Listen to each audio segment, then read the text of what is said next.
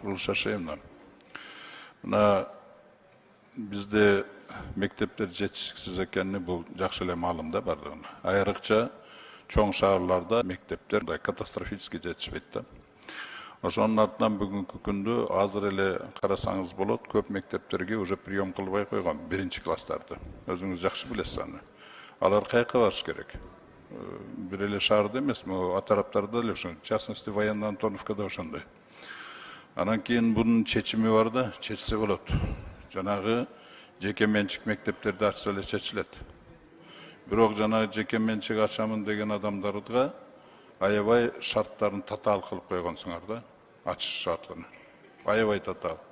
Силердин азыркы мектеп ачуу боюнча силердин талабыңар бардыгын аткарыш үчүн бир жерден кредит алыш керектен жаңы мектеп салса, анан кийин ачып бересиңер да. Ошондой да талабыңардын бардыгы. Бирок бүгүнкү күндө андай кредитти эч ким ала албайт. И бербейт эч кандай биздин банковский система. Анан жанагы өзүнүн үйлөрүнө мектеп кылабыз деген адамдарды болсо айтып атасыңар, ушу талабыңар боюнча анын статусуну нежилой помещение деп өткөрүп берет. Кайсы өзүнүн үйүнү нежилой помещение деп кайсы киши өткөрүп берет? Бул ошондой да, ошондуктан мындай шарттар жанагы менчик мектептерди ачканда өтө чоң, тоскоолдук, практически ачып болбойт мындай талаптар менен. Анан бул мындай талаптар только коррупцияга алып келет да. Ошондуктан сиз ушуну жакшылап карап койсоңуздар, жанагы талаптарын кайрадан карасаңыздар. Ошондуктан жанагы жеке менчик мектептерди ачканга министерстводон жардам берген ордуна мындай чоң тоскоолдуктар болуп калып атат да. Наоборот, жардам бериш керек. И ошого, значит, жанагы талаптарды анча-мынча жерлерин мындай несвойственный, вообще несерьезный, өтө аткарууга мүмкүн эмес талаптарды жокко чыгарыш керек. Ошондуктан ошону сиздер карап койсоңуздар. Чоң рахмат. Чоң рахмат. Саламатсызбы? Жогорку кеңеште жеке мектеп ачуунун жолдору кыйындатып жатат деген маселе көтөрүлдү. Буга сиз кандай түшүндүрмө берип кете аласыз? Жеке менчик мектеп ачуу азыркы күндө оңой. Буга чейинки токтомдордо азыркы учурдагы токтом бир аз жеңилдетилген түрдө болгон. Себеби дегенде 2023 жылдын 14 декабрдын 678 токтом менен лицензиялоордун айрым түрлөрдү лицензиялоо боюнча жобо иштелип чыккан. Жобонун 61 главасында билим берүү уюмдардын лицензиялоо боюнча минималдуу немелер бар да, талаптар бар да. Талаптарга ылайык биринчи биз юридикалык жакка беребиз да. Юридикалык жак болуш керек.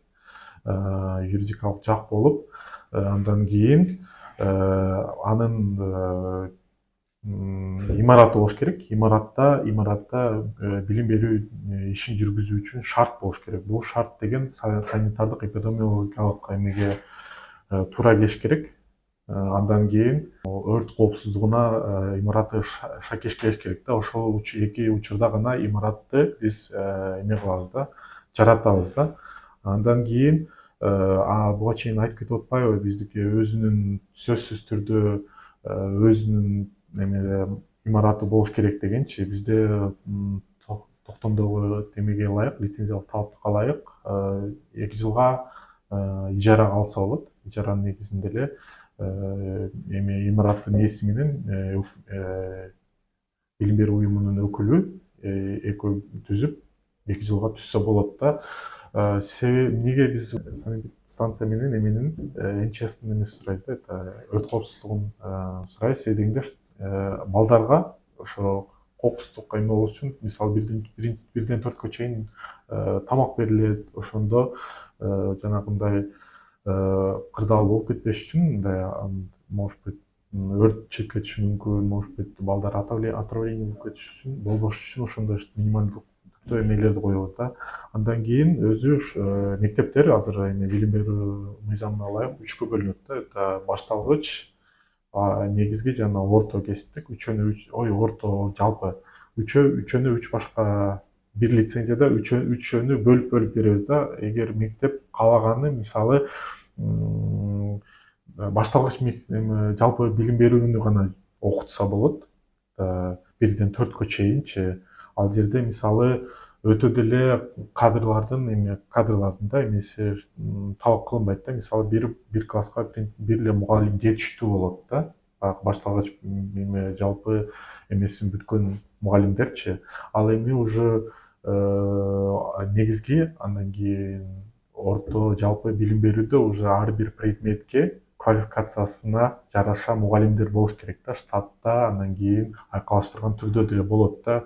Баардыгы андан кийин биз ушуну жеңилдеткенбиз. Билим берүү уюму ачылаарга чейин алар менен мындай алардын диплому менен эле трудовой книжкасы, эмгек китепчеси менен эле андан кийин ал макулдугун берсе, ошол менен эле ала беребиз да. Мисалы буга чейин сөзсүз түрдө штаттык негизде деген требование бар болчу да. Азыр чтобы лицензия алганга чейин дополнительный кошумча акча сарпталбаш үчүн биз ушундай эме кылганбыз, жеңилдеткенбиз. Образовательный организация багакындай билим берүү уюму имараттын баардыгын шайкеш келтирет, жана санитарлык. Андан кийин кадрды толуктайт, китептерди алат, андан кийин бизге арыз менен кайрылат. Арыз менен кайрылганда эле биз тиешелүү буга чейин азыр биздик Асула деген программа менен иштеп атабыз. Биз сайтта да бул боюнча маалымат бергенбиз. Уже 1-майдан баштап баардык түрдө уже санариптештирүү максатында коррупциялык эмелерди жок кылуу максатында баардыгын электрондуу эмеге өткөнбүз да. Если билим берүү уюму Бишкекте эмес болсо, мисалы алыскы райондордо болсо, бизге келүүнүн кажети жок. Тиешелүү документтерди толтуруп эле Асула аркылуу толтуруп, тиешелүү документтерди тиркөө менен эле арыз менен кайрылып койсо болот. Арызды биз карап туруп, андан кийин документтер минималдык талаптарга жооп бере турган болсо, биз кароого алабыз. Кароого алганда Асула автоматтык түрдө эксперттерди өздөрү тандап алат. Мисалы эми минималдуу 3 эксперт тандайт да. Тиешелүү ошол жаатта иштеген биз ата-аналарды окутканбыз. Ошо жылдын 27, 28, 29 майларында ошону Бишкек шаарында окутканбыз. Атайын эксперттердичи, алардыкы баардык мыйзамдарды минималдуу түрдө баардык мыйзамдар боюнча окутулган, это лицензиялык талаптар боюнча толук окутулган, мамлекеттик стандарттар боюнча жана башка тиешелүү мыйзамдар боюнча окутулган. Алар ошолор барат, ошол билим берүү уюмунун жайгашкан жерине барат дагы, ал жерден анан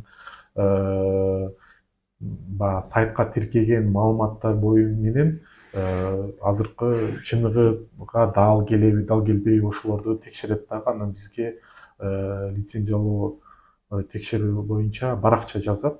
Ал формасы дагы токтом менен бекитилген. Ошол бекитилген форманы эле толтуруп бул сайтка тиркеп коет. Анан кийин бизде лицензиялоо боюнча кеңеш бар. Ал жерде министрдин орун басары бизде көрөрүт эткен. Андан кийин бизден анан 3 сырттан алып келген эмелер бар да. Бул бир эмеден, жогорку окуу жайдан, бирөөсү орто кесиптик билим берүүдөн, бирөөсү мектептен алынган 3 деңгээлден, ар бир деңгээлден бирден өкүл алып, эме кылганбыз, кеңешке кошконбуз. Алар мисалы алардыкы эксперттер ал жакта барып келди, листти түздү, андан кийин бир айына 2 жолу лицензиялоо боюнча кеңештин отуруму болуп турат. Отурумда андан кийин эксперттердин дагы бул жакка келүүнүн кажети жок. Баардыгы документтер менен келип бул жакта топтолуп анда мында эме кылсын кереги жок. Бул жерде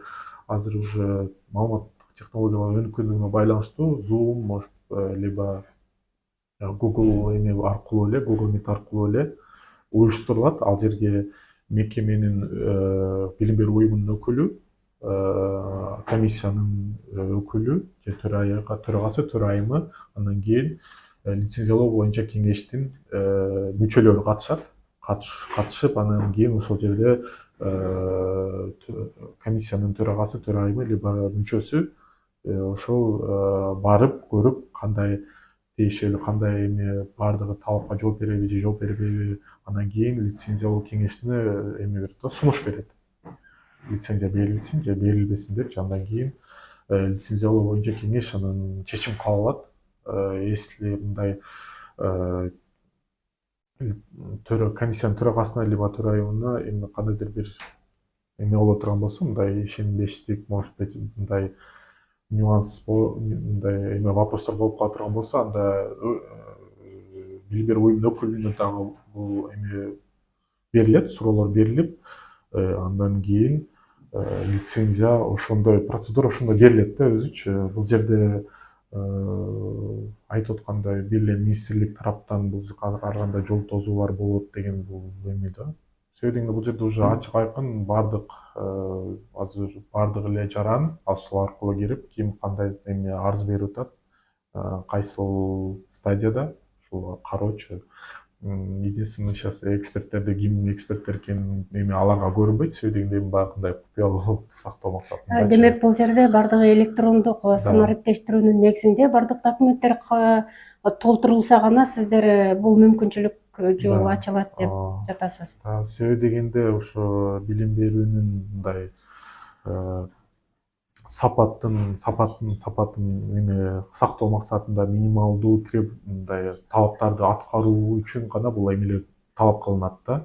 Себеби дегенде мамлекеттик стандарт багы лицензиялык эмелер талаптар бар. Ошолорду минималдуусун аткарганда андан кийин жеке менчик мектептерге лицензия алууга мүмкүнчүлүк алышат да. Бүгүнкү күндө Руслан айтып кеткендей, биз арыздарды алуу санариптештирилген. Ал ушул АСУЛ, автоматизированная система управления лицензированием и аккредитацией деген автоматташтырылган программа аркылуу жүргүзүлүп жатат. Бүгүнкү күндө биз азыр бир 20дан ашык арыз келип түштү АСУЛ аркылуу. Ал окуу жайдын арызы түшкөндөн кийин бул программа аларга автоматически ID деп коет, өзүлөрүнө номер присваивать этет. Ошол номерди мисалы биздин секторго келип түшкөндөн кийин азыр мен жана биздин башчыбыз жок болгондугуна байланыштуу мен милдетин аткарып атам. Ошон үчүн биз азыр эки эле адам иштейбиз, мен жана Руслан. Анан экөөбүзгө бөлүшүштүрөбүз бул документтерди. Анан мисалы мага документ мына түштү 10 июнда 94 лицейдин документи келип түшкөн арызы. Алар ичинде 7 программа боюнча лицензия алууга арыз менен кайрылышкан. Ал арызды документ түшкөндөн кийин ошо жанагы мен сиздерге айтып кетпедимби, ар бир окуу жайга момундай идентификационный номер программа присваивать этет. Мына көк түрдө турбайбы, көк түздө. Ушул түстө мына мисалы биринчи мына 94 лицейдикин биринчи ушул программа түшкөн. Ошондо ал бизге мына арызын карасак 11 июнда келип түшкөн. Андан биз арызын мен карагандан кийин кирем. Мына мага көрүнүп атат 7 программа боюнча булар арыз берген. Эми ошо ар бир программаны жана Руслан айтып кеткен документтер тиркелдиби же тиркелген жок экенин мен карай алам. Мына мисалы мен бул шифрына ачсам эле мына портной деген адистик боюнча документтер чыга баштады. Бул биринчиси бул юридикалык жак экен жөнүндөгү алардын күбөлүгү, бул качан алынган күбөлүк, анын идентификационный номери, жана налог төлөй турган жактын кайсы жерде жайгашкан юридикалык адреси, азыркы учурда кайсы жерде жайгашкан местонахождение, ошол адреси кайсы районго кирет, бүт ушул жерде көрсөтүлүп турат.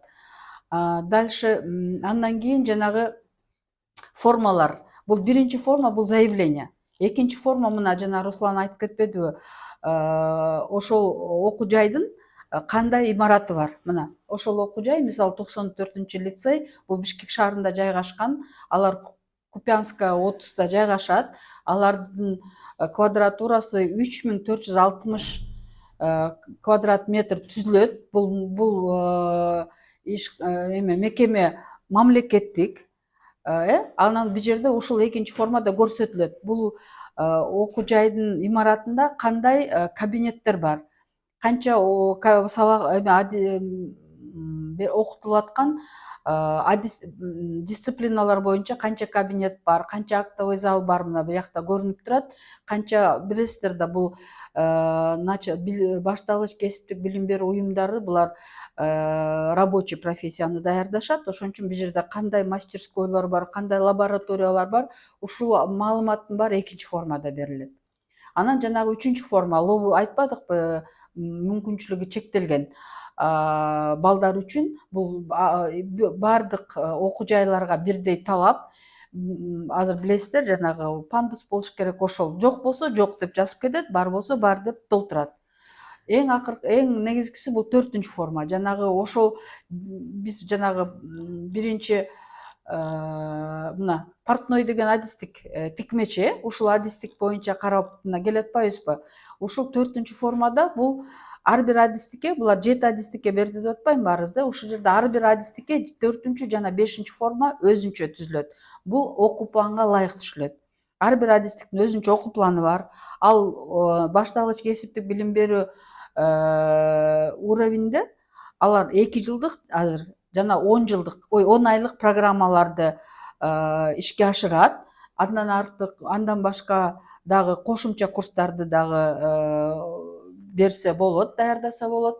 Бул жерде мына ошол жана тикмечи, портной боюнча мына кайсы окуу планына ылайык, канча сабак болсо ошондо кайсы мугалимдер берет. Алардын базалык образованиясы, дипломдору, мына бул жерде канча стажы бар. Анан жанагы бул жерде кандай түрдө иштейт. Бул штаттык мугалимби же болбосо айкалышкан түрдөбү?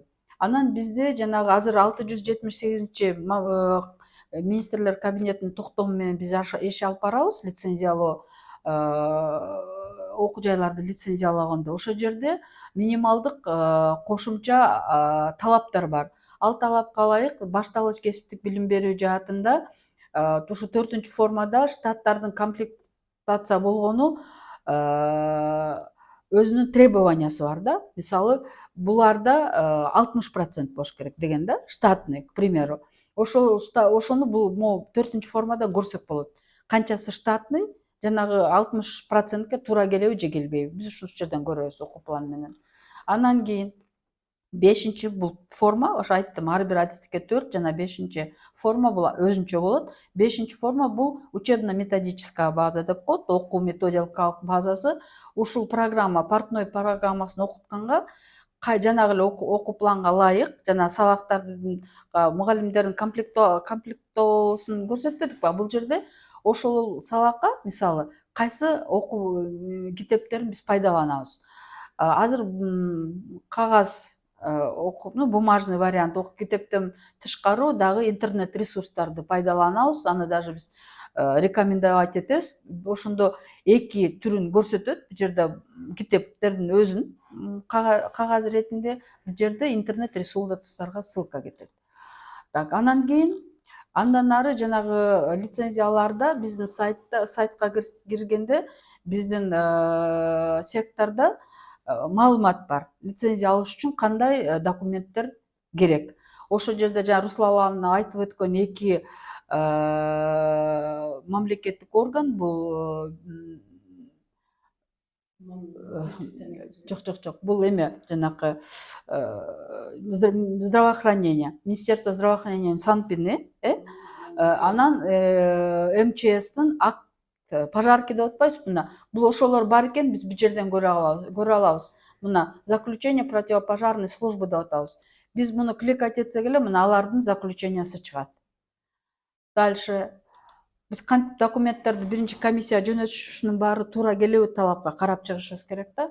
Мына Аксанпинде да мына бул жерде турат. Муну кликать этсек, алардын акты чыгат. Мына ал 23-жылы алган имараттары Санпинге туура келет деген заключение. Дальше жанагы устав, ар бир окуу жайдын уставы болуш керек. Ал устав азыркы жана мен айтып өткөн токтомго ылайык биздин юридикалык отдел менен макулдашылыш керек. Мына бул жерде алардын уставы турат. Мына бассак уставы чыкты. Мына бул жерде печати турат. Алар биздин юротделыбыз менен макулдашылган. Бул жанагы токтомдо бар, шарттуу түрдө макулдашылышы керек. Анткени юристтер карап чыгыш керек.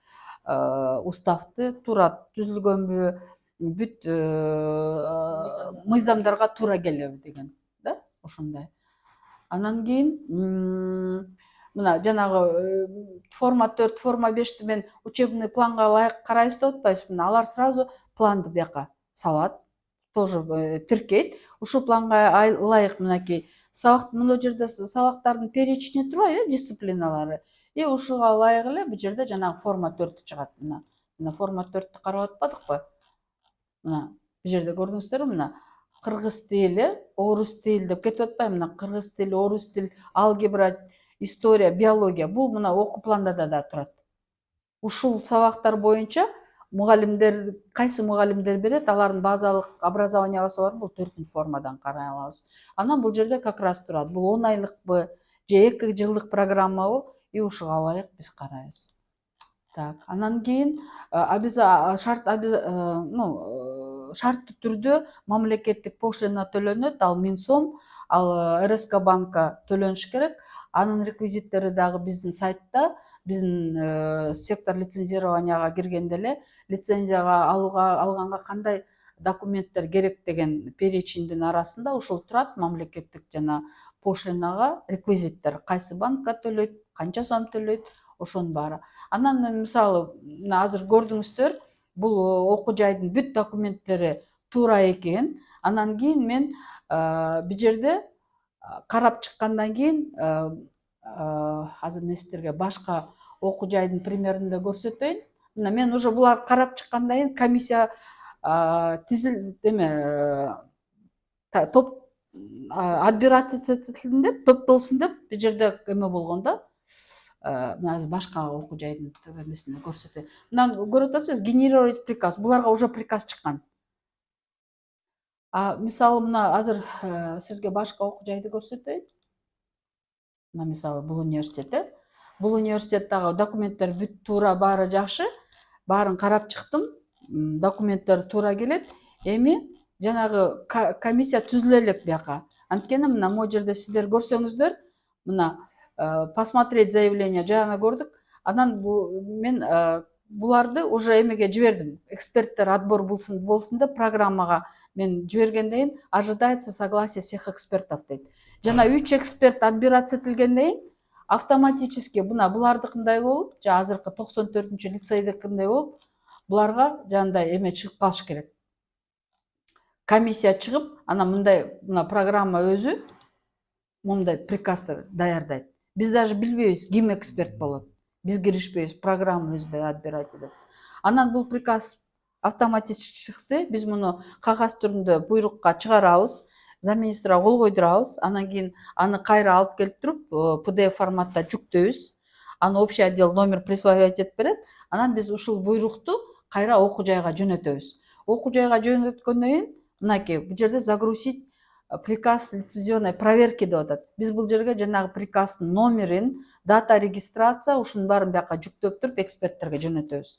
Эксперттерге жөнөткөндөн кийин алардын электронный почтасына Асуладан кат келет, уведомление келет. Сизге эксперт болгонго, мисалы 94-лицейге сиз эксперт сизге уведомление болууга согласие, сиздин макулдугуңуз керек деген уведомление келет почтасына. Алар кайра Асулада ар бир эксперт бизде бул жерде эме системада киргизилген. Бул Асулага юг боюнча өзүнчө, север боюнча өзүнчө, биз жаңы эле окуттук. Анан алар ошо өздөрү кирип, почтасында келди да маалымат, информация, что сиз эксперт болдуңуз деп. Ал Асула аркылуу кайра өзү кирип туруп, Асуладан жанагы өзүнүн электрондук санариптүү кол тамгасы менен аркылуу кирип туруп, анан согласиясын берет. Мен макулмун деп. Ошондо жана 3 кишиге эме чыкты. Анан булар уже комиссиянын жанагы мына комиссия болгондо бул жерде даже биз срогун указывать этебиз. Кайсы күндөн кайсы күнгө чейин. Бизде өзү жумушчу күн болуш керек да. Мына булар 27-июньдан 29-июньга чейин буларга комиссия барып келди. Азыр эми эксперттер заключениясын жазгандан кийин, даяр болгондон кийин кайра ушул асуулага эксперттердин өзлөрүнүн мындай эмелери бар, эмелеричи, ссылкалары. Алар ошол жака загрузить заключение деп кайра бияка загружать этет жана заключенияны. Бизге келбейт алар. Биз ушул жерден распечатка кылып алып, ал заключенияны советке киргизебиз. Анан жанагы лицензиялык кеңешмеге. Анан кеңешменин мүчөлөрү еще жана Zoom аркылуу bizde онлайн конференция. Анан председательдер маалымат берет. Биз бардык жеринде көрдүк, жанагы требования талаптарга ылайык бүт документтерди карап чыктык. Анан булар сунуш берет. Же берилсин же лицензия. Или бул документтер туура келбейт, берилбесин деп. Анан уже лицензионный совет 5 кишиден турат. Ал лицензиялык кеңешменин өзүнүн жобосу бар. Алар ошо жобосуна ылайык иштешет 3 жыл. Анын председатели биздин курирующий замминистр. Анан биздин бөлүмдүн начальник, ал обязательно анын орун басары болот. Бирок азыр бизде начальник жок, ошон үчүн алар 4 киши. Анан 3 адам, жана Руслан айткандай, биздин 3 уровень да. Тепкич менен кесиптик билим берүү тепкичинен бир представитель, башталгыч негизги жана орто билим берүү, бул мектеп жаатынан бир представитель и мисалы же да школа, же любой дагы уровеньден мындай аттуу баштуу Кыргызстанга белгилүү жөн эле кишилерди албайбыз биз жака мүчө кылып, анткени жана жободо жазылган ким мүчө боло алат деген.